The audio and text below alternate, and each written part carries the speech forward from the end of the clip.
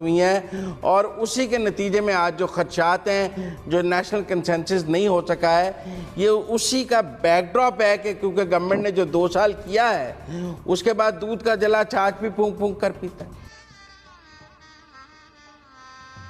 गजब बेइज्जती है। हाँ, क्योंकि आपकी यू कांट टेक स्टैंड, आप अभी बड़ी कॉम्प्रोमाइजिंग पोजीशन में। अगर आपका वज़ीर आज़म कहे कि देखिए मेरे रुपए की कदर और कम हो जाएगी, मेरे पास इतने फॉरेन एक्सचेंज रिजर्व्स नहीं हैं, मुझे आपकी मदद की ज़रूरत है। जली ना, तेरी भी जली ना। हेलो दोस्तों, कैसे हैं आप सभी। दोस्तों आज हम जो है पाकिस्तानी मीडिया का एकदम लेटेस्ट वीडियो देखने वाले हैं। लेकिन दोस्तों सबसे पहले हम डिस्कस करने वाले हैं कि पाकिस्तानी मीडिया इंडिया के बारे में क्या डिस्कस कर रहा है। दोस्तों पाकिस्तानी मीडिया कभी भी इंडिया के बारे में पॉजिटिविटी की बातें जो है डिस्कस नहीं करता है, बल्कि ये कहता है कि इंडिया की इकोनॉमी, डिप्लोमेसी बहुत ज़्यादा जो है अच्छी है, जिसकी वजह से इंडिया ने पाकिस्तान को आइसोलेट कर दिया है। तो दोस्तों इसमें कोई शक नहीं है, क्योंकि इंडिया इतना आगे जा चुका है कि पाकिस्तान अब उसका मुकाबला किसी भी फील्ड में नहीं कर सकता। तो दोस्तों चलिए वीडियो देख लेते हैं। वीडियो देखने के बाद बाकी सारी बातों पर डिस्कस करेंगे। चलिए शुरू करते हैं। इनसे ये फरमाइएगा कि सियासी मुखालिफिन को भी निशाना बनाया जा सकेगा इस कानून साजी को मद्देनजर रखकर? मसला ये है कि FATF में हमने किसकी डिमांड्स पूरी की है। अच्छा पहले एक बात मैं क्लियर कर दूं बहुत शिद्दत के साथ कि जो कुछ अब हो रहा है इसका मुतालबा हमारे बड़ों ने 50 साल पहले किया था, 40 साल पहले किया था कि ये ना करें, आप अफ़गान जंग में मुलविस ना हो, आप अलकायदा और तालिबान को सपोर्ट ना करें, आप हमारे ऊपर मलबा गिरेगा। और मलबा गिरा हमारे ऊपर। फिर अभी जो लेटेस्ट था वो ये था घर को ठीक कर लें, पहले अपने घर को ठीक कर लें। उस पर बड़े इल्ज़ामात लग गए, गद्दार है, बागी है, चोर है वगैरह वगैरह। लेकिन अब वापस वहीं पर आए ना, आप वापस वो FATF लेकर आई या इंडिया लेकर आया, वापस वहीं पर आए आप जहाँ से आपने काम शुरू किया था कि अब आप ये अंडू कर दें। पहले वो लोग भी बड़ा हीरो कहते थे अफगान मुजाहिदीन को, मुजाहिदीन कहा करते थे उनको, सलाम किया करते। रेगन साहब ने मुलाकातें भी की थी उनसे, अमेरिका के लाडले थे वो, सऊदी अरब के दुलारे थे वो। पहला फ़ंड आता था, ज़बरदस्त फ़ंड आता था, उसामा को भेजा गया कारोबार के लिए पूरा। तो ये सब कुछ हमारे सामने है, हमारे सामने तस्वीर की तरह गुजर रहा है। कब गद्दार कहा, कब मुहब्बे वतन कहा, कब पाकिस्तान का प्यारा कहा, कब पाकिस्तान का दुश्मन कहा, अब फिर दुश्मन कहा जा रहा है पाकिस्तान का, कि ये पाकिस्तान की पॉलिसी के सामने खड़े हुए उसके आड़े आ रहे हैं। मैं समझता ही हूँ कि दोनों बातें गलत हैं।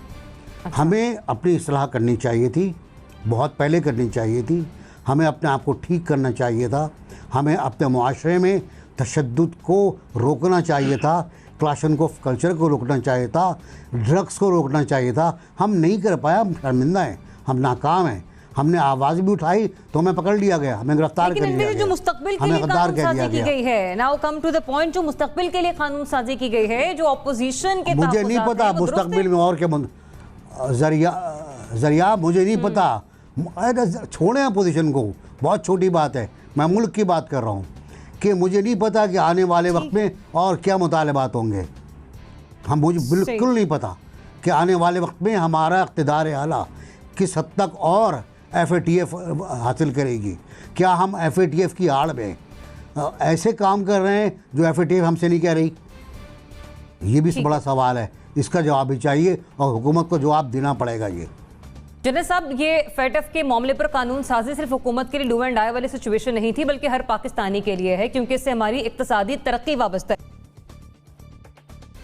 देखिए जरिया, इसका बैकग्राउंड जो है वो ये है कि जब हमें ग्रे लिस्ट में डाला गया तो किसी ने कोई सबूत नहीं दिया हमें कि आपके मुल्क से फलां चीज के बारे में या फलां काम के बारे में टेरर फंडिंग हुई। कोई सबूत नहीं था।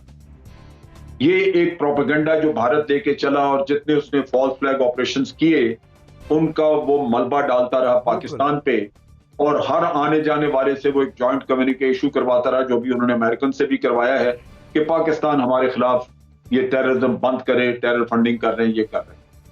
अमेरिका को भी सूट करता था, हमें लाके उन्होंने वहां खड़ा कर दिया FATF में, और शवाहिद किसी के पास नहीं है, किसी के आज दिन तक कोई किसी का सबूत नहीं आया।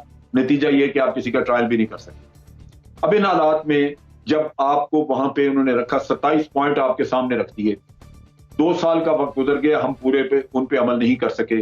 उनमें खास तौर पे वो पॉइंट हैं जो कि जिन पे कवानीन बनने थे, जो आज अभी 13 नुकात हैं उनमें से कुछ पे ये कवानीन बन गए, कुछ का काम अभी रहता है। अक्टूबर में आके मीटिंग है जी। और ये एक चीज वाजे है, पहले तो ये कि गवर्नमेंट ने इतना वक्त लिया कि अब अक्टूबर सामने है और आप कवानीन आप पास कर रहे हैं इतने थोड़े वक्त में, आपकी इम्प्लीमेंटेशन जो है वो भी उन्होंने देखनी है कि क्या कानून बन गया तो इम्प्लीमेंट भी हो रहा है। अब इम्प्लीमेंटेशन तो आप नहीं दिखा सकते उनको, क्योंकि इस पीरियड में इतने थोड़े वक्त में कोई केसेस तो नहीं चलेंगे। नतीजा ये कि ये काम अधूरा है। लेकिन अगर आप पिछली रिव्यू रिपोर्ट पढ़ें जो उन्होंने लास्ट दी थी, उसमें उन्होंने ये कहा कि हम तवक्को कर रहे थे कि पाकिस्तान बड़ी जल्दी एक्शन कर लेगा इन चीजों पे, लेकिन ये तकरीबन 2 साल हो चले हैं और पाकिस्तान अभी तक लटका हुआ है किसी चीज पे अमल। कोई पॉइंट्स हैं जिन पे पार्शियल अमल हुआ है, कुछ पे हुआ ही नहीं। और अब हम ये वो मुश्किलात हैं जो आज हमारे मुल्क को दरपेश हैं और इसमें आप ये ज़हन में रखिए कि आपके अपने दोस्त भी तंग आ चुके हैं इस सिचुएशन से। चाइना वगैरह वो समझते हैं 3-4 मुल्क हैं जो आपको सपोर्ट कर रहे हैं, टर्की है, चाइना, मलेशिया वगैरह, वो समझते हैं कि हमने बहुत वक्त तक इनको शील्ड कर लिया, अब ये अगर खुद अपना मामला ठीक नहीं कर रहे तो हम इनको क्या शील्ड करें। लिहाजा इस मीटिंग के बाद ये एक चीज वाजे है कि आप अगर उनको सेटिस्फाई नहीं कर सकते तो ब्लैक लिस्ट में आप जरूर जाएंगे। उसके नतायज उन्होंने खुद जाहिर ये इसी रिपोर्ट में लिखे हुए हैं कि अगर आप ब्लैक लिस्ट में जाते हैं तो हम अपने मेंबर कंट्रीज को इत्तला देंगे, उनको एक सर्कुलर भेज देंगे, उनको बताएंगे कि इस मुल्क के साथ अब बिजनेस ना किया जाए। इसका मतलब है कि आपके साथ फाइनेंशियल डीलिंग 42 मुल्कों की 43 मुल्क 43 उसमें उनकी खत्म हो जाएगी। और यही वो मुल्क हैं दुनिया के जिनकी इकोनॉमीज हैं, जो कारोबार करते हैं। और आप बताइए कि आपका ज़र मुबादला का सोर्स हमेशा के लिए खत्म हो जाएगा जब तक कि आप दोबारा फिर नए सिरे से उनको राजी ना करें। इन हालात में जरूरत इस बात की है कि प्रायोरिटी इस बात की है कि कानून जितना भी सख्त बनता है बनाए ताकि आप FATF को सेटिस्फाई कर सकें और FATF को सेटिस्फाई करके आप किसी तरह ग्रे लिस्ट से व्हाइट लिस्ट में आए। ये आपके मुल्क का मुफाद है और ये तलवार लटकी हुई है जिसको आपने सेटल करना है। मुजम्मिल साहब, हमने माजी में भैंस चोरी का मुकदमा, आप कहें जी इस मुल्क में भैंस चोरी का कानून नहीं होना चाहिए, लेकिन हमने देखा है कि अपोजिशन पर भैंस चोरी के मुकदमे भी बनाए गए हैं। ATC की बात की गई है। मैं समझता हूँ कानून अच्छा बुरा नहीं होता, कानून का इस्तेमाल अच्छा बुरा होता है। और फिर दूसरी बात यह है कि जैसे जनरल साहब ने कहा कि 2 साल हमने ताख़ीर की है, तो उसका भी तो कोई एहतसाब होना चाहिए ना कि 2 साल की ताख़ीर क्यों हुई है। IMF में हम लेट गए, FATF में हमने देर की है, दीगर मामलात में हमने देर की है, कराची में हमने देर की है, और शुगर में माफिया में हमने देर की है, अद्वियात में हमने देर की है, आटा में हमने देर की है। मेरा मतलब है कहीं इस हुकूमत ने ऑपोजिशन को दबाने के अलावा कोई काम टाइमली किया है? ये भी तो कोई देखने की बात है कि कोई काम टाइमली हुआ है। सिर्फ ऑपोजिशन पर मुकदमात बर वक्त बने हैं और उनकी गिरफ्तारियां बर वक्त हुई हैं, और उसी के नतीजे में आज जो खदशात हैं, जो नेशनल कंसेंसस नहीं हो सका है, ये उसी का बैकड्रॉप है कि क्योंकि गवर्नमेंट ने जो 2 साल किया है उसके बाद दूध का जला छाछ भी फूंक फूंक कर पीता है। बतूल, हमेशा दिए कर देता हूँ मैं। अब कामरान ने जैसे 1997 बिल्कुल टेररिस्ट एक्ट की बात की, 88 की बात की, मैं नैब की भी बात करना चाहती हूँ, और एंटी टेररिस्ट एक्ट को लेके भी कितनी रिजर्वेशंस रहे पास्ट में, उसकी भी देखिए। कोई भी जो लेजिस्लेशन होती है वो सिर्फ उसको पढ़ने से इतना खौफतारी नहीं हो जाना चाहिए जब तक उसकी इम्प्लीमेंटेशन में प्रॉब्लम ना आए। ये जो पाकिस्तान पे प्रेशर्स थे उनको मीट करना इसलिए ज़रूरी था क्योंकि आपकी यू कांट टेक स्टैंड, आप अभी बड़ी कॉम्प्रोमाइजिंग पोजीशन में। अगर आपका वज़ीर आज़म कहे कि देखिए मेरे रुपए की कदर और कम हो जाएगी, मेरे पास इतने फॉरेन एक्सचेंज रिजर्व्स नहीं हैं, मुझे आपकी मदद की ज़रूरत है, ये मुल्की मफाद में कर लेते हैं, लेकिन मैं आपको यकीन दहानी करवाता हूँ कि ये कानून बनने दें, आपके साथ ज़्यादती नहीं होगी।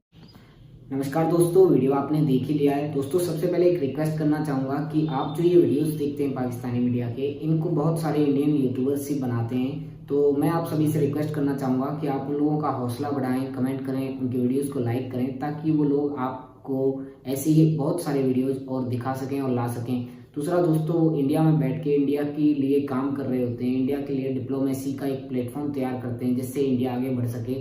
पाकिस्तान की कुछ ऐसी वीडियो क्लिप्स को पिक किया जाता है जिससे कि इंडिया अपना नैरेटिव जो है बना सके, और इस काम को बहुत सारे यूट्यूबर्स करते हैं ताकि दोस्तों कोई भी हमारे देश के खिलाफ कोई भ्रम या ऐसी चीज़ें ना फैला सके जिससे हमें या हमारी कंट्री को प्रॉब्लम हो। तो इन लोगों के वीडियोज जो हैं उनमें जो सच्चाई होती है वो दिखाई जाती है, और उसके बाद बहुत सारे इंडियन यूट्यूबर इस काम को कर रहे होते हैं। तो सबसे पहले मैं ये कहना चाहूँगा कि आप उन वीडियोज़ को लाइक, शेयर और चैनल को उनकी को ज़रूर सब्सक्राइब करें ताकि वो लोग और आगे बढ़ सकें। तो दोस्तों सबसे पहले ये कहना चाहूँगा कि अभी आपको अगर वीडियो पसंद आया है तो प्लीज़ वीडियो को लाइक कीजिएगा, शेयर कीजिएगा, और मैं ऐसे ही मज़ेदार और इंटरेस्टिंग वीडियो आपके लिए लाता रहूँगा। मिलता हूँ अगले वीडियो में, तब तक के लिए थैंक यू।